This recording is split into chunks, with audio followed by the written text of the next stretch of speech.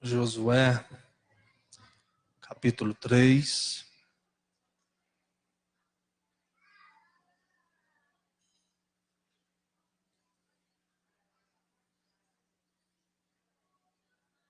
São 17 versos o capítulo, nós vamos ler todo o capítulo, tá bom?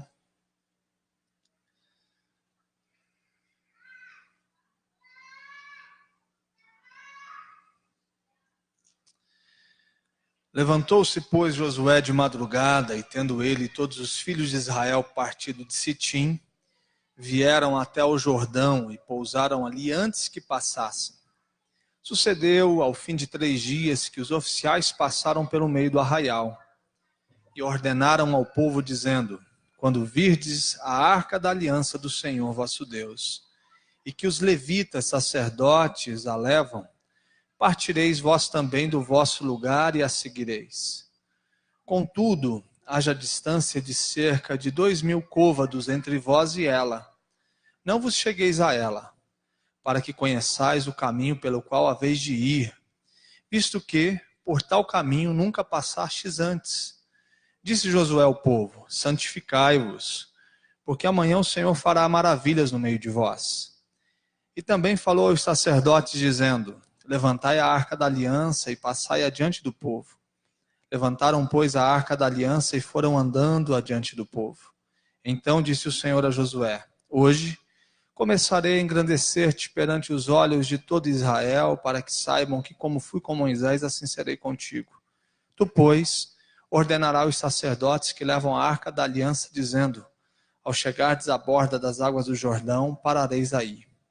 Então disse Josué aos filhos de Israel: chegai-vos para cá e ouvi as palavras do Senhor vosso Deus.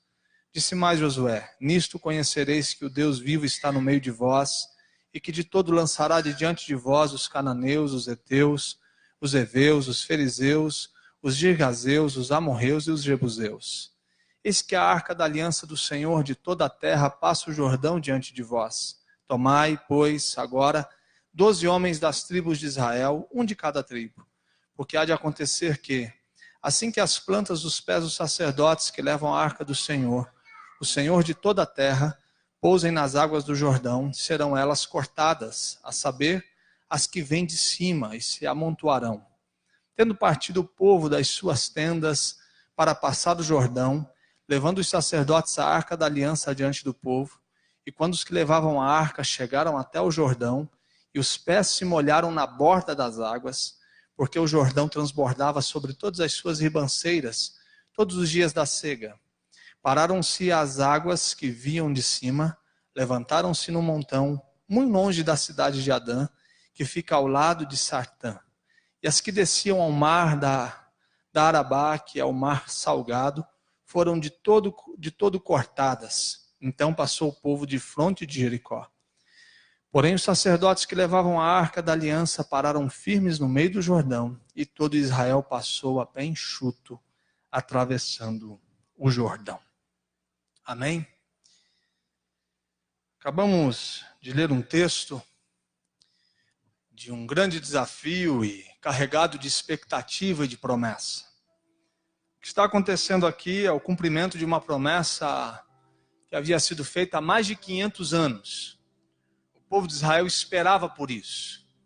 Foi aquela promessa feita lá atrás, ao pai da fé, aí teve o tempo no deserto, e de repente chegou o grande dia, o dia de experimentar da promessa de Deus feita aos seus pais, ao seu povo, a história de Deus se cumprindo na vida daqueles que Deus escolheu para se revelar, para se mostrar que era o povo hebreu.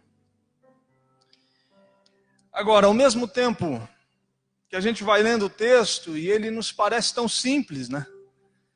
Porque o roteiro vai sendo contado e a gente vai lendo, parece uma coisa fácil de acontecer. Do outro lado tem uma terra onde os inimigos são melhores do que eles. Se você olhar um pouco atrás, você vai ver os espias são enviados e eles não conseguem ver coisas tão fáceis de serem possuídas. Ali na frente tem um Jordão, que por mais que a experiência do Mar Vermelho seja viva na memória, não havia sido experimentada por esse povo. Mas não era uma coisa muito simples. Havia a ausência daquele símbolo da presença de Deus sobre o povo, que é Moisés. Ele acaba de sumir, sair de cena. Ele sai, ele desaparece. E eles estão órfãos dessa figura. Moisés é aquele homem da segurança, que quando a coisa apertava, todo mundo se aproximava. Alguém que, de repente, Deus se manifestava por intermédio da sua presença. Aquela pessoa que ia para o monte e falava, vai lá resolver com Deus e depois você vem contar para a gente aqui o que ele disse para você. Ele sai de cena e tem um jovem líder inseguro. Se você vai lendo os primeiros capítulos, você vai vendo como Deus não fala nenhuma palavra em vão, Deus não joga palavras ao vento sem sentido. E Deus vai dizendo para ele ficar animado, para ele ter coragem, para que ele não fique enfraquecido diante do grande dilema e do grande problema que ele tem pela frente, da tensão que ele está vivendo. E se ele está falando isso para Josué, é porque Josué está sentindo tudo isso. Josué está sentindo uma ausência de coragem, um medo, um pavor. Josué está sem direção. Quando ele fala, minha palavra vai ser uma palavra para te dar a direção, e dela você não vai se desviar nem da esquerda nem para a direita, você vai viver baseado nela. Quando você não souber decidir, você vai ter que meditar na minha palavra, ela vai te dar um senso de direção. Você vai olhar ali no verso 7, que Deus reforça a liderança dele no sentido de reafirmá-lo sobre o povo, dizendo, hoje eu começo a engrandecer o seu nome. Então, provavelmente ele se sente pequeno diante da grande tarefa. E aí tem uma proposta de Deus dizendo, vocês vão caminhar. Tem um Jordão que pode afogá-los, mas vai uma arca na frente, vocês vão olhar depois, e fique tranquilo que o desafio está proposto, e vocês vão chegar onde eu havia dito para os pais de vocês que vocês chegariam. Chegou o grande dia. Provavelmente, os desafios da vida colocam esse monte de sentimento nos nossos corações. Nos desafios nós sentimos medo, nós sentimos uma solidão, a gente procura um lugar seguro para pisar, a gente busca uma referência humana para nos dirigir. Quantas vezes, diante do grande desafio de um jovem para o vestibular, pela manhã, no café da manhã, quando ele está saindo, ele liga para a mãe, ele liga para o pai. Ele vai ali reforçar diante dessa figura humana, anos de estudo. Alguém que vai para uma entrevista de emprego, de repente ele procura o seu primeiro patrão, aquele que te deu a oportunidade, liga para ele, pede umas dicas. Mas essa ausência da figura humana tem hora que nos dá um vácuo. Então, os desafios fazem com que a gente procure quem que pode nos ajudar, nos auxiliar, dar um conselho correto para esse momento. Os sentimentos que vêm são indomináveis. A gente sente medo não querendo sentir. A gente se sente sozinho, querendo se sentir extremamente acompanhado. A gente sente vontade de retroceder, sabendo que o melhor caminho é avançar. Mas mesmo assim a gente sente uma vontade imensa de tomar o caminho, retornar, pensar, fiz bobagem. Porque os desafios mexem com a gente. E o povo de Israel está diante de um grande desafio. O desafio de experimentar da promessa de Deus. E aí no verso 3, a arca surge como um símbolo de direção. Essa presença visível, simbólica de Deus sobre o povo. Diz, a arca vai passar. Quando ela estiver por volta de 900 metros a 1 quilômetro, vocês fiquem olhando de longe. E ela vai ser a referência de direção. E essa arca é o símbolo da presença de Deus sobre o seu povo. Então, nesse desafio, a direção, o GPS do milagre, o senso de direção é a partir da arca. Essa é a primeira coisa que eu gostaria de dizer para você nessa noite sobre os desafios da sua vida. A necessidade de uma direção clara de Deus para os seus caminhos. A necessidade do tempo certo de começar a andar, de caminhar, o ritmo adequado, a forma correta de seguir o seu roteiro. É muito claro, quando a arca surgir, vocês vão. E vocês vão no ritmo da arca. Vocês não podem passar da distância, ele diz ali, né? Alguns côvados, 2.000 côvados, entre vós e ela. Essa é a distância. 1 quilômetro, 900 metros. Vocês não podem ficar distantes demais ao ponto de perdê-la de vista. Ao mesmo tempo, vocês não podem se aproximar demais, porque vocês sabem que é um elemento sagrado. E vocês podem correr um sério risco, como teve gente que já correu por aí. Senso de direção de Deus para a vida. Essa clareza que Deus, a gente está olhando para aquilo que Deus está fazendo e a gente está no ritmo de Deus. Construindo a nossa jornada da maneira, da forma que Deus está pedindo. Você tem isso? Ou você sai para a vida achando que você faz acontecer?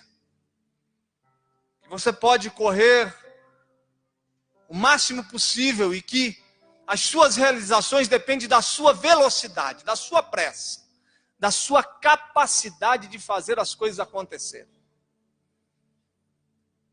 Se você quer interpretar a vida desse jeito, eu te convido sinceramente, de uma maneira muito educada, a não chamar Deus para andar com você. Ou não andar com Deus. Porque andar com Deus é uma confissão da nossa incapacidade de dar o ritmo certo e o senso de direção adequado para a nossa vida. Não é mais a gente que determina a hora de sair, a hora de chegar, o ritmo, a qualidade da caminhada, para onde a gente vai. A gente vai percebendo Deus. E a gente vai olhando para Deus e conduzindo a nossa história. E a gente vai ficando confortável com isso. O nosso medo vai se evaporando à medida que a gente vai percebendo Deus lá na frente e a gente seguindo. A gente descansa nisso. A igreja precisa interpretar a sua jornada na cidade como alguém que sinaliza o reino, que mostra a verdade de Deus para o mundo a partir de um senso de direção, de tempo e de ritmo dado por Deus. Quantas igrejas se perdem na tirania dos números, na pressa de achar que todo o movimento espiritual de salvação, de crescimento, de comunhão, é algo que a gente consegue fazer a partir do nosso esforço, e a gente começa a perder Deus de vista. E Deus está dizendo para a gente caminhar em tal direção, e a gente começa a dirigir nossa vida, nosso ministério, a nossa igreja, a partir de um olhar que não está adequado para aquilo que Deus está nos mandando fazer, ou para onde Deus está nos mandando ir.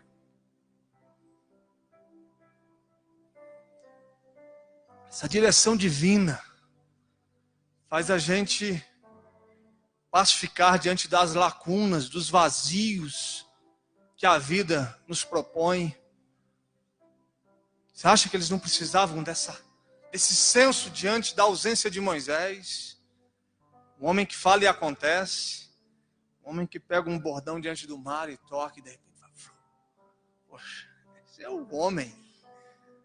Ele está ali, de repente a coisa fica complicada, ele vai para o monte, fica lá um tempão.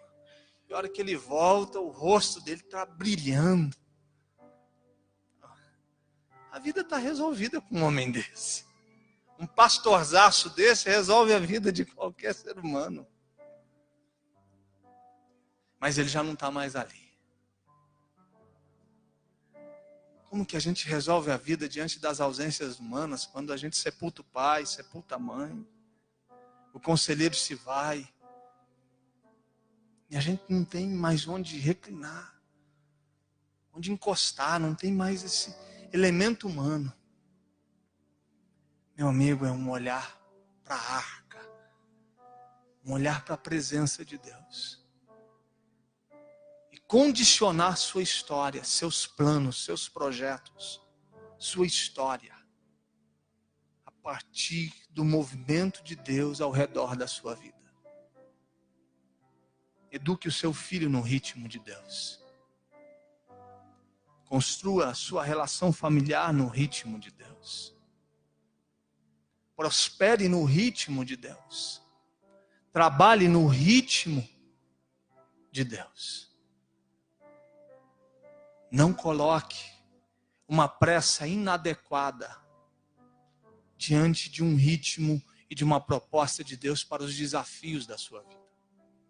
Amém? Ao mesmo tempo, existe uma jornada no deserto, que são 40 anos de caminhada, de aprendizado, de sustento.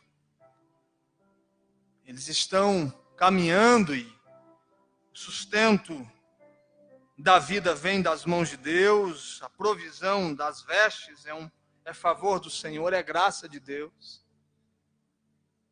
Eles estão com sede e brota a água da pedra. Eles estão enfraquecidos diante do exército do inimigo e Deus dá a eles a batalha. A necessidade de ter uma boa memória dos feitos de Deus para a nossa vida. O que eu faço, de onde eu estabilizo o meu coração, alimento a minha fé para os desafios, é olhando para aquilo que Deus já fez. Existe uma relação histórica sua com Deus, não tem? Vamos lá. Pensa quando você começou a andar com Ele. Pensa no primeiro dia, quem sabe você começou uma caminhada comunitária com Deus, de igreja aqui. O dia que você chegou aqui, lembra? Como que você estava, seu coração. Lá atrás, traz a memória, o dia que o Evangelho se tornou real. De onde você veio? Essa história serve como pedagogia de Deus, equilíbrio do Senhor, graça de Deus sobre a sua vida para te fortalecer para os grandes desafios da sua vida.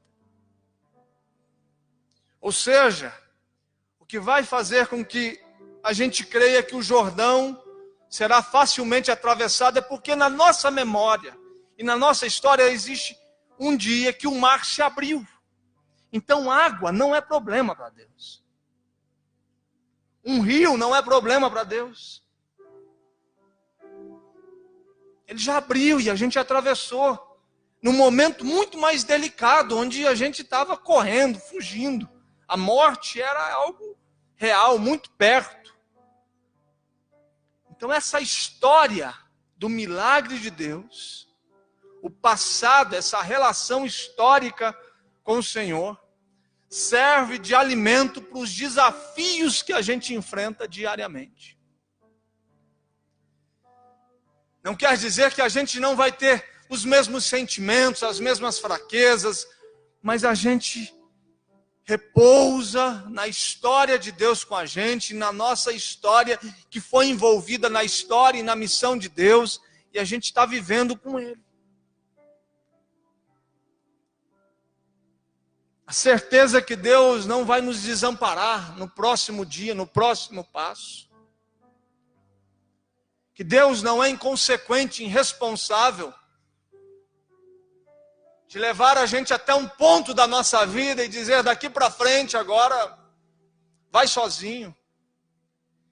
Mas o passado vai afirmando o caráter de Deus. A nossa relação com Deus, a história de Deus conosco e o passado vai dizendo quem Deus é, vai afirmando. E aí a gente não pode chegar diante de um novo desafio e dizer que ele é impossível de ser vivido um milagre, experimentar alguma coisa nova, porque no passado Deus provou, a partir de quem Ele é, que Ele interfere, que Ele intervém, que Ele age, que as coisas se movimentam a partir de um toque gracioso dEle nas nossas vidas. Então eu preciso de uma direção para o futuro, e de uma memória que lembre dos feitos de Deus no passado. Eu caminho na minha jornada de fé sobre essas duas dinâmicas. Olhando para a arca, para a presença de Deus e para o movimento de Deus. E quando o medo quiser nos paralisar, a gente olha para trás e vê que Ele vai agir, porque ali atrás, ontem Ele agiu. Alguma coisa aconteceu. E Ele é isso. A sua manifestação reforça o seu caráter, a sua provisão e quem Ele é. Agora a terceira coisa que me chama a atenção, Ele está dizendo que vai fazer, que eles podem caminhar, o senso de direção vai ser dado por Ele. Mas Ele fala, os sacerdotes peguem a arca, coloquem nos ombros, juntamente com os levitas, com as pessoas que estão aí. Vocês fazem o seguinte, vocês preparem todas as coisas, arrumem a vida de vocês.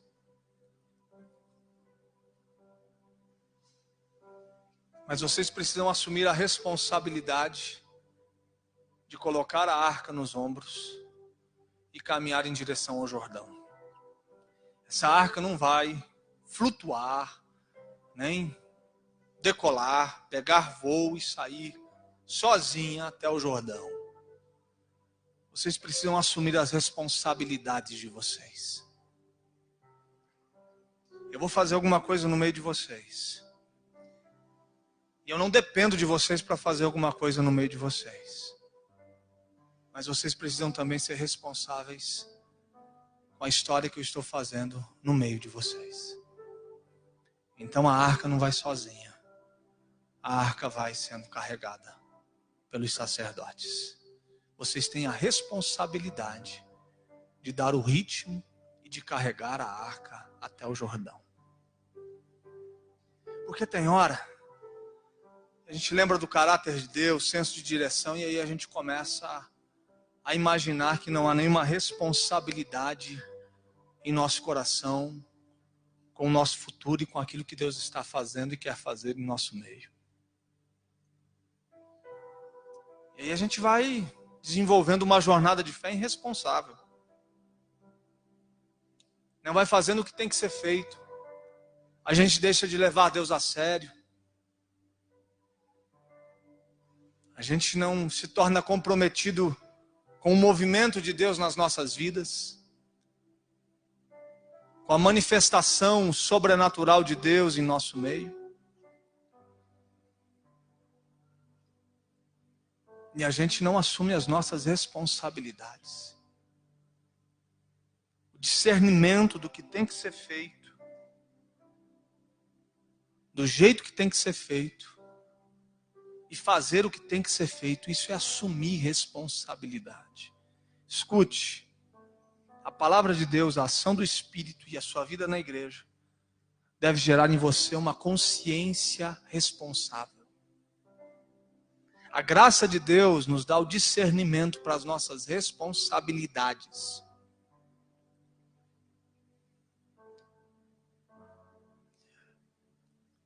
O melhor ambiente para líderes enganadores é o ambiente de gente que não quer assumir a sua responsabilidade na vida. Que não querem discernir. Que anulam esse ambiente da vida cristã e procuram em alguém a pessoa para dar as suas respostas, para fazer o que ele precisa fazer.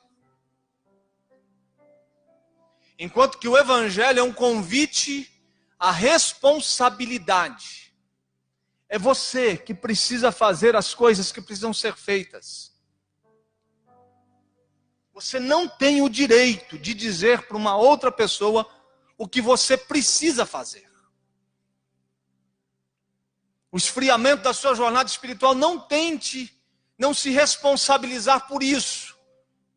Porque é você que tem que orar. É você que tem que ler a palavra. É você que tem que se esforçar para estar aqui, vivendo a vida comunitária. É você. Mas de repente a gente anula as nossas responsabilidades.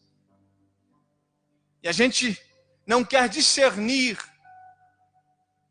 o que a gente tem que fazer. E a gente fica à procura de gente para dizer isso não pode, isso pode, isso não pode, isso não pode, porque a gente não está querendo amadurecer de tal forma para assumir as responsabilidades que Deus está colocando sobre os nossos ombros. E aí a gente começa a eleger os culpados, porque os nossos desafios não acontecem, deve ser por causa disso, por causa daquele, por causa desse, é isso, é aquilo, não. Está dizendo, eu vou fazer tudo no meio de vocês, mas a responsabilidade de conduzir a arca sobre os ombros é de vocês. Você precisa assumir a sua responsabilidade como cristão, como gente que anda com Deus e vive com Deus, da sua própria vida. Maturidade. Assim como você educa um filho para que ele seja responsável, você não educa um filho para que todas as vezes que ele tiver uma dúvida, ele te faça uma pergunta. Você não educa um filho para que todas as vezes ele olhe para os sapatos dele e pergunte, pai, esse daqui vai no pé direito. Não, você educa o seu filho para que ele possa ter o discernimento e a responsabilidade de olhar para um pé do sapato e entender que aquilo vai no pé direito e o outro vai no pé esquerdo. Você não quer que um menino aos 18 anos, chega com um par de sapato na sua frente, falando, pai, em que pé é o calço? Ou que ele se apresente pronto para vir na igreja com 18 anos com o pé trocado. Você educa um filho para ele ser responsável em acertar na vida. Da mesma forma, na sua caminhada com Deus, Deus está trabalhando no seu caráter e no seu coração para você discernir a vida. E discernir a vida é saber o que você pode e o que você não pode, a partir da sua própria consciência gerada pelo Evangelho e pelo Espírito. Não existe essa dinâmica de o tempo todo ficar dizendo pode, não pode, deve, não deve, isso vai, isso não vai. Isso é uma imaturidade.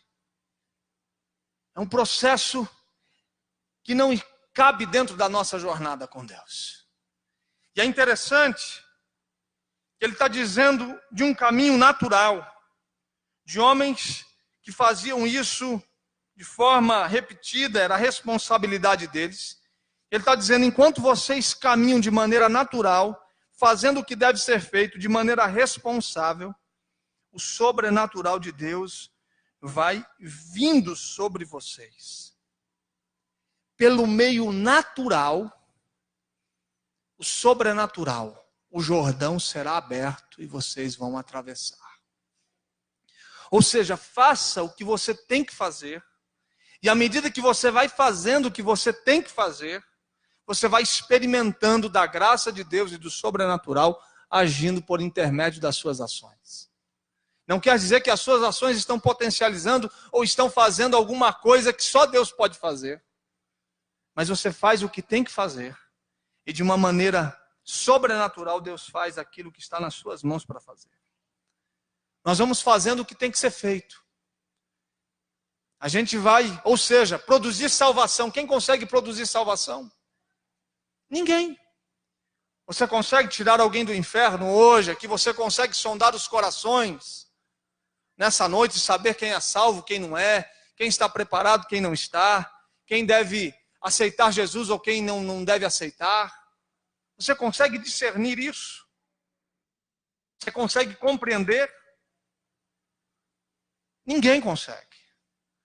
Mas o que a gente faz? Pelo meio natural, que é a pregação do Evangelho, de igreja assumindo a sua responsabilidade da proclamação do Evangelho, eu vou pregando e de uma forma sobrenatural, o Espírito e a palavra de Deus vai trabalhando nos corações e vai salvando gente.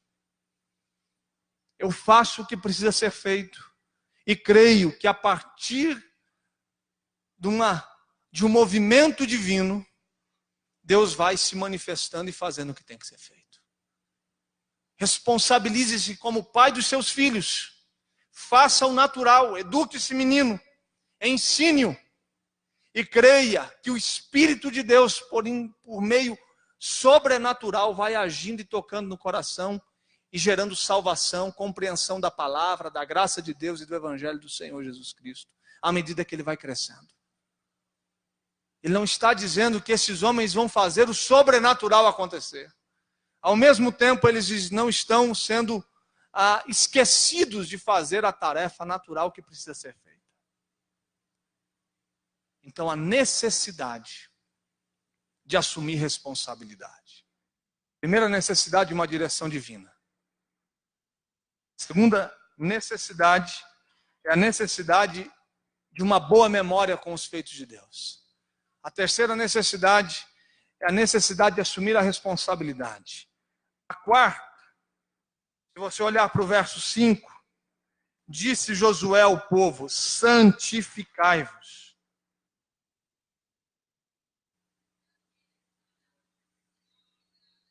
Amém. Aí eu parei de pregar, alguém está pregando aí.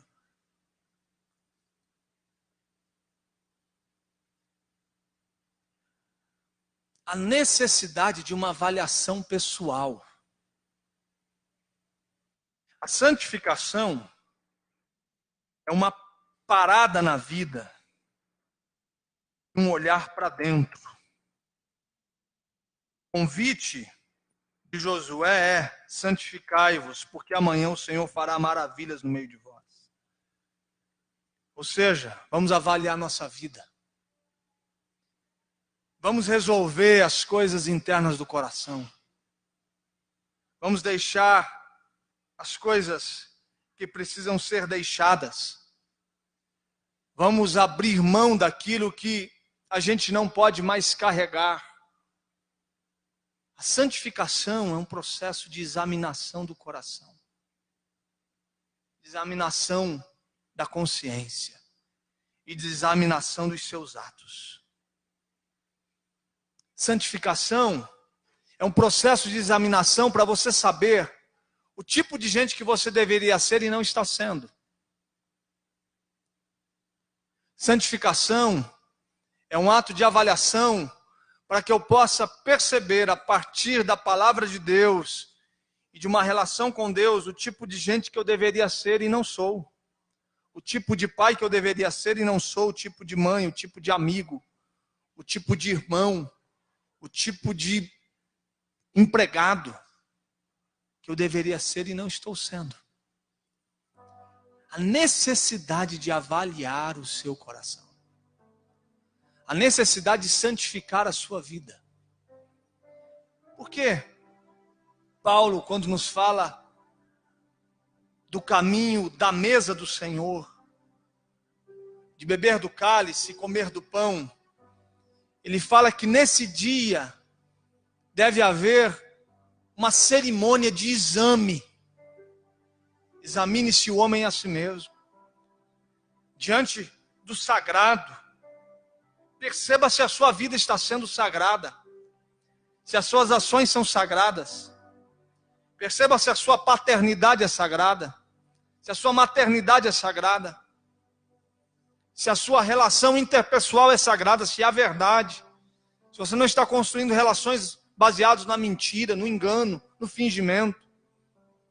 Josué está dizendo: vocês precisam se avaliar. Diante dos grandes desafios da vida, pare. Eles têm algo extraordinário pela frente. Eles têm uma ação poderosa de Deus no passado. Mas chegou o momento de parar. Um processo de santificar. De descansar. E avaliar o coração. Sei que isso é uma das coisas mais difíceis, pelo ritmo que a gente está vivendo. Vocês não param, a gente não para. Dia após dia, a gente está no piloto automático.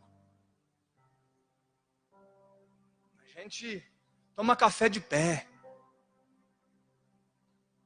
A gente acelera para não pegar o semáforo no vermelho. A gente acha que aqueles 30 segundos que a gente vai ficar parado atrás do vermelho vai mudar a nossa vida. Então a gente acelera para passar no amarelo. A gente vive um ritmo acelerado. A gente tem muita gente para responder todos os dias através das redes sociais. A gente tem muita gente para a gente saber das suas vidas através das redes sociais. Muita vida para vasculhar no mundo virtual. E aí esse processo de examinação da vida, do coração, se torna perigoso quando não é feito. Você tem tirado na sua vida um tempo na semana para avaliar. Essa santificação para mim é uma avaliação. O que precisa ser diferente para que os seus desafios não se tornem um desastre? O que você precisa fazer diferente para que você não torne a sua vida um desastre? Os riscos. Somente um autoexame pode revelar a você que você está à beira de um abismo. Somente um exame pode revelar a você, uma santificação pode revelar a você dos riscos que você está tendo. Dos perigos que você tem se permitido viver. Santificai-vos. Avaliar o coração, avaliar a consciência. E por último,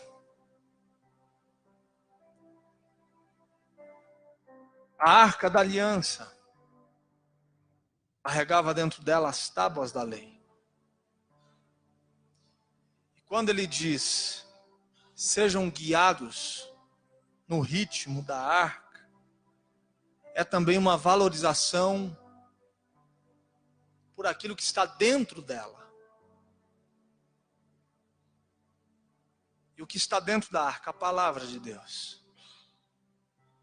Ser conduzido por essa presença simbólica e visível de Deus a partir da arca que contém a palavra de Deus, nos mostra que os desafios da vida devem ser vividos a partir de um guiar pela palavra e uma disposição em obedecê-la.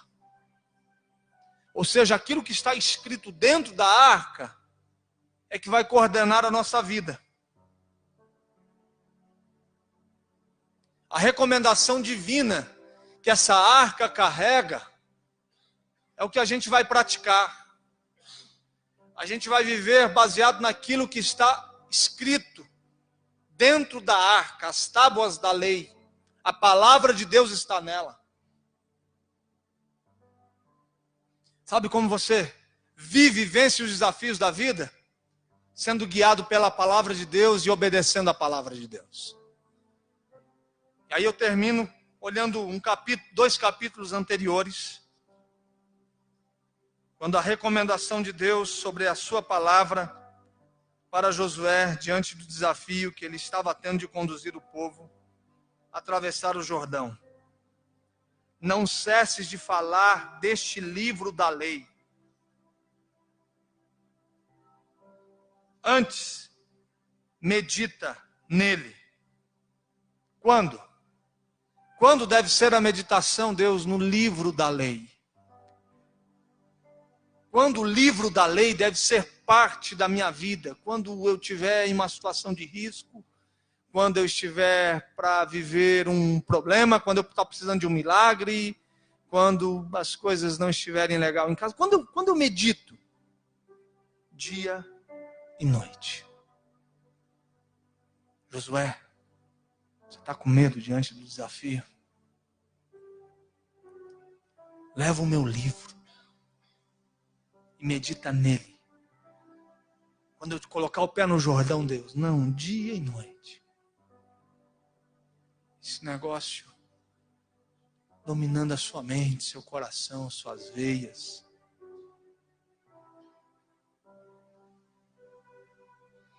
E aí, como que eu faço isso? Para que tenhas cuidado de fazer segundo tudo quanto nele está escrito. E aí no verso 7, do primeiro capítulo, dela não te desvie nem para a direita, nem para a esquerda. Ou seja, do livro não se desvia dele. Medita e não se desvia. Vai ser tentador, Josué, olhar para o lado, construir um caminho paralelo à palavra, pegar somente algumas coisas dela e aplicar em um terreno que você mesmo está abrindo, não. Mas não se desvia dela. Tem hora que vai ser difícil ficar só com ela. Tem hora que a gente vai querer algum elemento a mais. O paganismo surge disso, porque tem hora que é muito difícil ficar só com isso daqui. Parece que a vida fica tão solta. A gente quer alguma coisa palpável para se agarrar, a gente quer um ambiente, e aí a gente fica, não, ele está dizendo, você vai ser tentado a olhar para a direita e para a esquerda. Mas a coerência em um processo bem sucedido se estabelece a partir do entendimento que você medita dia e noite e não se desvia nem para a direita, nem para a esquerda. No verso 8, ele fala de falar desta palavra, segundo tudo quanto nele está escrito. Falar quando? Sem cessar. Fale dessa palavra. Pense sobre essa palavra.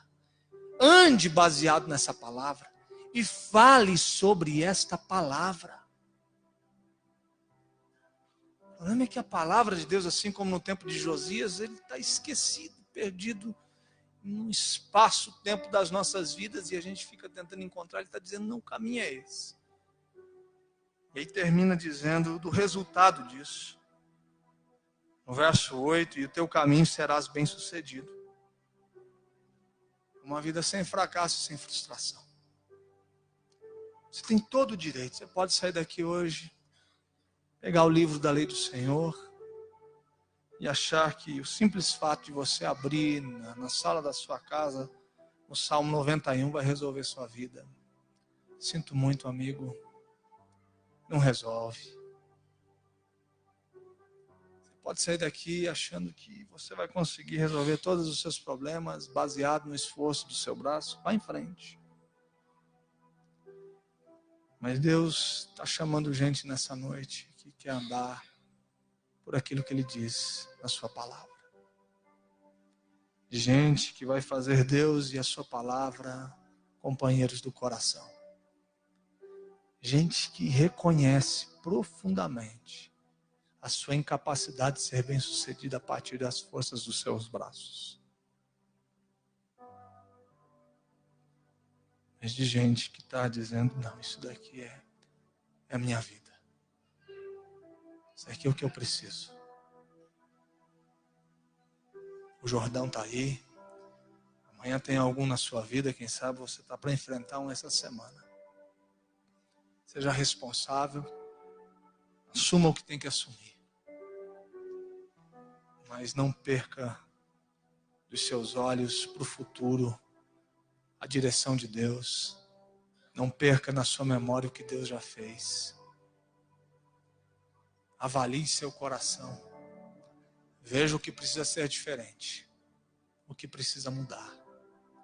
E por fim, não aparta o livro da lei do Senhor. Nela medita dia e noite. E ela te ensinará o que você tem que fazer. Amém?